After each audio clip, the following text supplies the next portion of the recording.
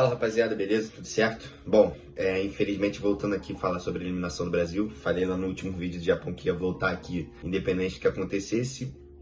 Infelizmente voltando aqui depois de um dia, né, de um jogo bem negativo para nossa seleção. Bom, temos muitas coisas para falar sobre o jogo, sobre círculo, sobre CBF, sobre várias coisas.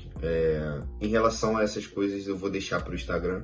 Aqui eu vou tentar voltar somente para o que aconteceu em campo, tentar explicar por que essa eliminação aconteceu. Então, coisas sobre círculo, coisas sobre treinador, coisas sobre CBF, sobre presidente, eu vou deixar só pro Instagram, beleza? Eu vou começar falando sobre a minha análise lá no pré-jogo, na verdade no pós-jogo do Japão, que eu falei um pouco sobre a Noruega, né?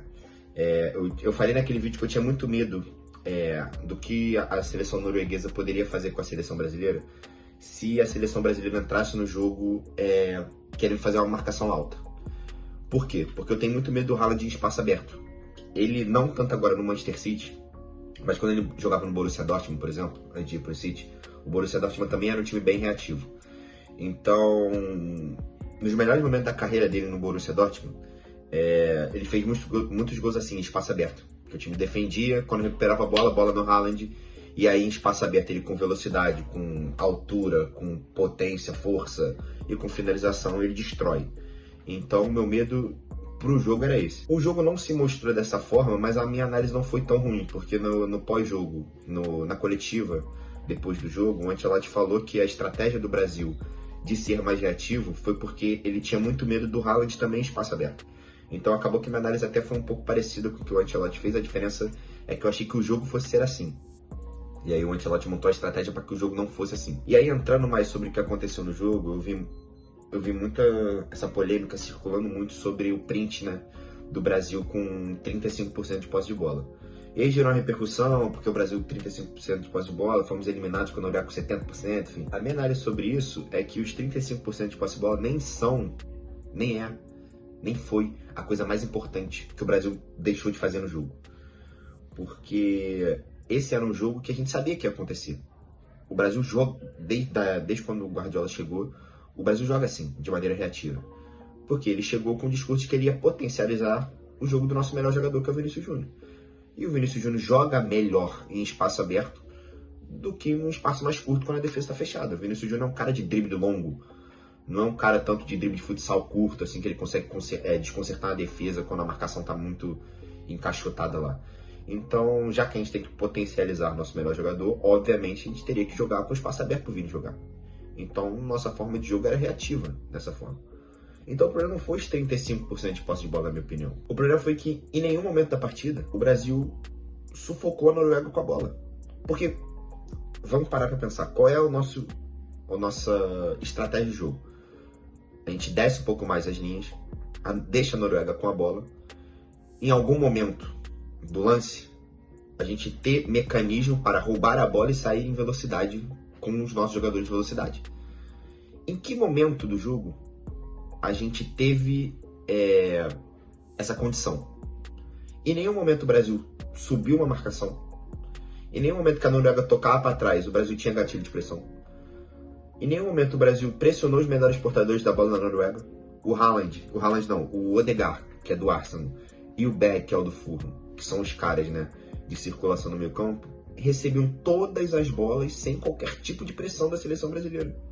Então fica muito difícil a gente ter sucesso, ter êxito na nossa proposta de jogo se a gente não tem mecanismo para roubar a bola da Noruega. Porque o nosso mecanismo é roubar a bola rápido, roubar a bola e sair em velocidade. Se a gente não tem mecanismo para roubar a bola, o nosso jogo não funciona. Então acho que animicamente, fisicamente um pouco também, o Brasil deixou muito a desejar. O Brasil não competiu. E para você jogar desse estilo, você precisa competir. Então ficou muito difícil do Brasil conseguir se sobressair na sua estratégia se não conseguia ter essa competição, esse embate físico que precisa, entendeu? Então esse é o meu foco principal. Mas mesmo assim, mesmo tendo 35% de posse de bola, o Brasil teve chance de fazer o jogo. Teve chance de ganhar o jogo, de fazer o gol, principalmente no primeiro tempo. Numa bola de novo, né? De novo. O Ryan rouba a bola do adversário, que pra mim, por isso que ele joga, porque Ele tem um poder de pressionar o adversário para essa estratégia do Brasil dar certo, que ninguém mais tem no time. Ele é o melhor que faz isso. Então, no lance do pênalti, ele rouba a bola do adversário. Se constrói a jogada, o Martinelli acha o Matheus Cunha pênalti. E aí, começa a primeira polêmica que eu falei lá no Instagram, não vou me alongar muito aqui. Que assim, acho que a única forma do craque do seu time não pegar a bola e bater esse pênalti é se um outro cara que é pior do que o craque do time for um especialista. Que aí no Brasil só se o Neymar tivesse em campo. Porque o Neymar é o craque da geração, beleza. Só que o time hoje é do Vinícius Júnior. Então se o Neymar tivesse em campo, o Vinícius Júnior não ia bater porque o Neymar é especialista. Agora, não pode um cara que bateu 3 pênaltis com bola rolando desde quando ele foi pra Europa, não pode estar na frente do cara que bateu pênalti no Real Madrid em Champions League, gente, desculpa. Aí vocês vão falar, nossa, o Pedro Bruno Guimarães treinou muito bem, ele tem uma porcentagem de aproveitamento muito bom. Mas será que o treinamento ele é mais importante do que a vivência em já ter batido pênalti em momento decisivo?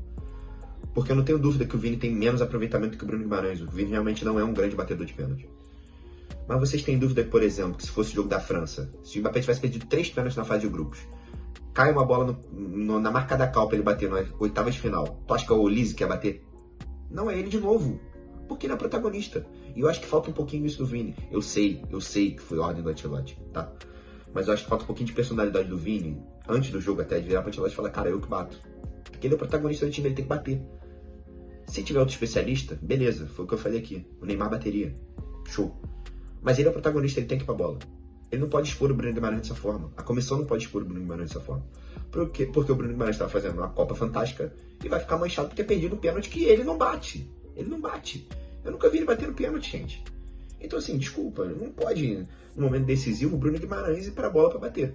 Então, essa foi uma questão. Enfim, o jogo seguiu, tal, fomos pro intervalo. E aí, primeira questão que eu, na hora, já vi. Eu acho que o treinador da Noruega, ele volta com o Sheldrup na esquerda e volta com o Oscar Bob na direita, né? E aí o que eu acho que ele pensou? Ele colocou o Oscar Bob no lugar do Sorloth. Falou, cara, já que eu tô com 70% de posse de bola aqui, o Brasil não sobe pra me gerar qualquer dificuldade na saída de bola, eu não preciso ter um cara de 2 metros pra ficar ganhando bola no alto do Douglas Santos, se eu posso ter um cara que com a bola no pé é melhor do que o Sorloth. Então eu acho que ele pensou nisso. Pensou, já que eu vou ter 70% de posse de bola, porque a ideia dele colocar o Sorloth qual era? Eu acho que ele pensou no seguinte, igual ele já tinha feito nas outras partidas. Se eu for pressionado aqui, meus zagueiros quebram a bola lá no Sorloth, que ele jogando na ponta com 1,95 m, ele vai ganhar de qualquer lateral.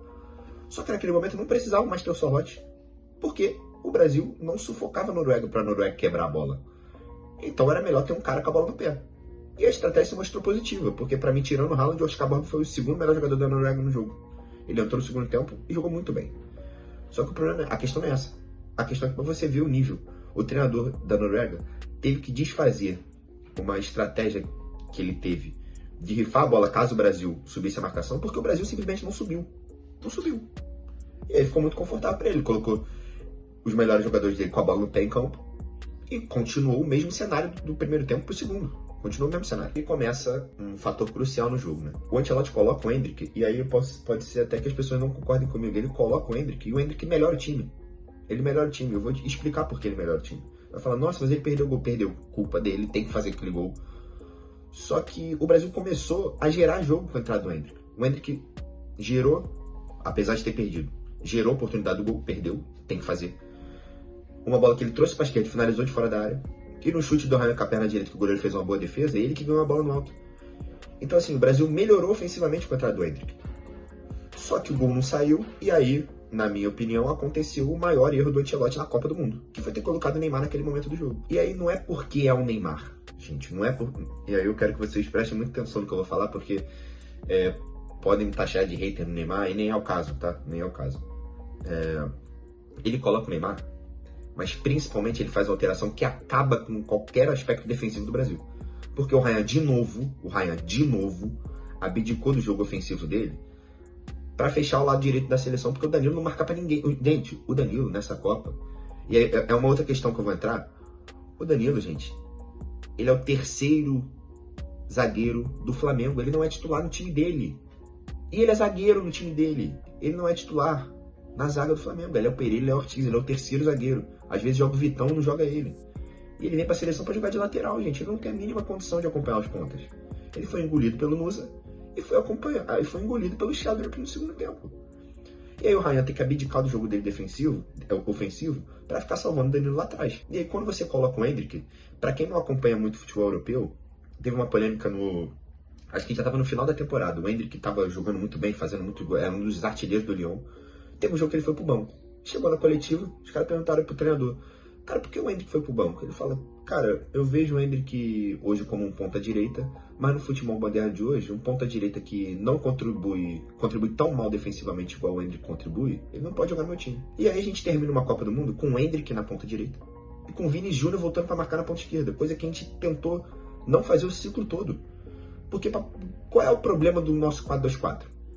Era, por exemplo, o Martinelli, teoricamente, fechar na esquerda, pro Vini marcar pelo meio, para quando o Brasil roubasse a bola, o Vini ter fôlego para correr. A gente terminou a Copa do Mundo com o Endrick marcando mal na direita, porque o treinador do Lyon e o próprio Ancelotti já falaram sobre isso, que o Endrick não recompõe muito bem quando ele jogava na ponta direita, e voltamos com o nosso melhor jogador recompondo na ponta esquerda. Então tudo que a gente tinha de estilo de jogo e de estratégia se quebrou só pelo desespero de não estar à frente do placar. E aí ele coloca o Endrick, o time acaba. No primeiro gol, o Endrick tenta um bote completamente estúpido no Sheldrick, completamente estúpido. O Sheldrick estava muito longe dele, ele não precisava desse bote. No momento que ele dá o bote e o cara consegue ganhar dele, fica 2 contra 1 contra o Danilo, o cara tem liberdade para cruzar, e aí acontece que vocês sempre assistem toda hora. O Haaland engoliu o Gabriel Magalhães 1-0, os caras não tem muito o que fazer.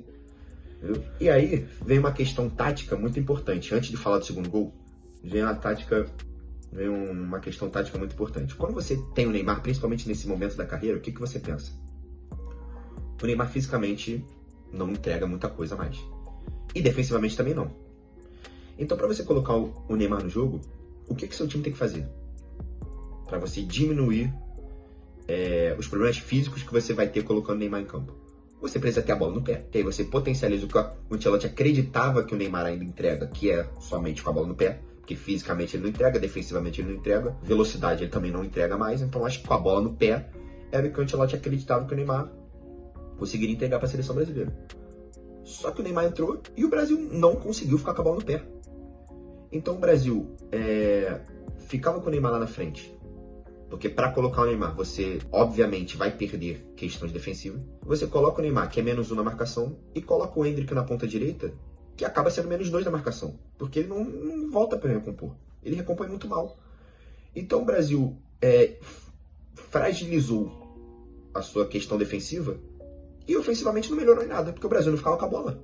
Então o que adianta você colocar o Neymar no jogo se você não vai ficar com a bola? Você perde defensivamente e não ganha nada ofensivamente. E aí o que aconteceu no segundo gol? Muito espaço. E aí é uma questão assim, desculpa gente, o Haaland domina a bola no segundo gol e ele tem liberdade de fazer tudo. Ele domina a bola, ele ajeita para a perna esquerda e ele finaliza. Enquanto o Danilo tá com o braço para trás e não diminui o espaço do Haaland. Aí realmente é muito difícil. Porque o centroavante dos caras teve 2 chances de fazer o gol, fez 2 gols. Mas 2 gols dados pelo Brasil.